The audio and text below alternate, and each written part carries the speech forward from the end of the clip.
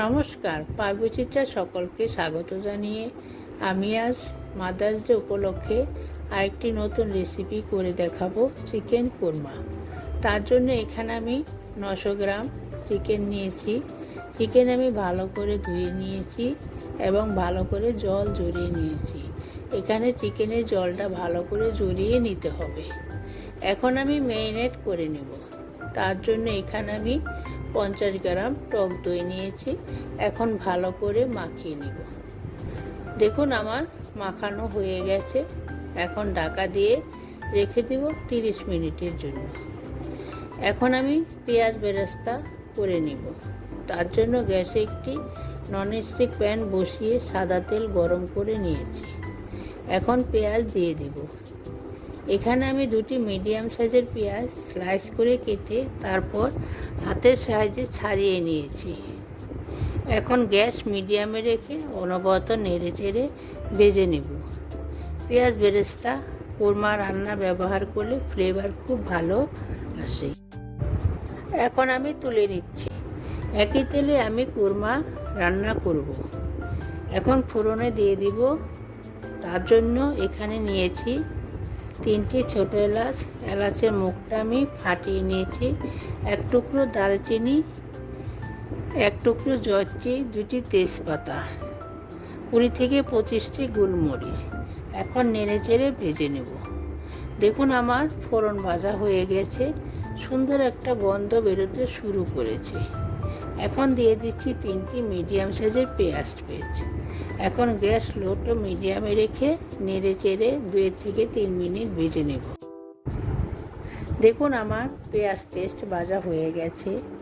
এখন দিয়ে দিচ্ছি 1 টেবিল চামচ আদা পেস্ট, 2 টেবিল চামচ রসুন পেস্ট, 4 চামচের 1 চামচ কাঁচা লঙ্কা পেস্ট। আমি অল্প করে দিচ্ছি, কোরমা একটু মিষ্টি মিষ্টি হয়।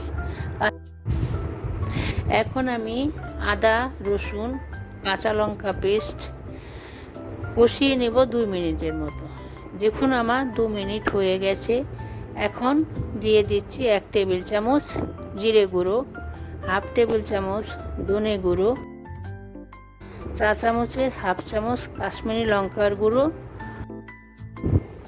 আর দিয়ে দিচ্ছি অল্প পরিমাণে একটু তরল। কাশ্মীরি লঙ্কার গুঁড়োটা সম্পূর্ণ অপশনাল। আমি একটু কালারের জন্য দিয়েছি, আপনারা চাইলে দিতেও পারেন, নাও দিতে পারেন। এই কোরমা রান্নায় হলুদের কোনো ব্যবহার হয় না। এখন 30 সেকেন্ডের মতো নেড়ে নেব। 4 চামচের 1/2 চামচ গরম মশলা গুঁড়ো দিয়ে দিব। এখন ভালো করে কষিয়ে নেব 3 থেকে 4 মিনিট। এ সময় গ্যাস লো টু মিডিয়ামে রেখেছি। দেখুন আমার মশলা কষানো হয়ে গেছে, তেল রিলিজ হতে শুরু করেছে। এখন দিয়ে দিচ্ছি আগে থেকে ম্যারিনেট করে রাখা চিকেন। এখন ভালো করে কষিয়ে নেব। দেখুন আমি 10 মিনিট কষিয়ে নিয়েছি। মাংস থেকে অনেকটা জল ছেড়েছে। দেখুন আমি মাংস আরও 10 মিনিট কষিয়ে নিয়েছি। মোট আমি 20 মিনিট কষিয়ে নিয়েছি। এখন দিয়ে দিব 4 চামচের 1 চামচ নুন, আর দিব 2 টেবিল চামচ কাজু আলমন্ড পেস্ট। আলমন্ড আমি সারা রাত ভিজিয়ে নিয়ে খোসা ছাড়িয়ে কাজু আলমন্ড একসঙ্গে শিলে বেটে নিয়েছি। এখন আরও 5 মিনিট মাংস কষিয়ে নিব। এখানে নুন একটু বুঝে দিবেন। 5 মিনিট কষানো হয়ে গেছে। এখন গ্রেভি করার জন্য 1 কাপ তরল দুধ দিয়ে দিচ্ছি।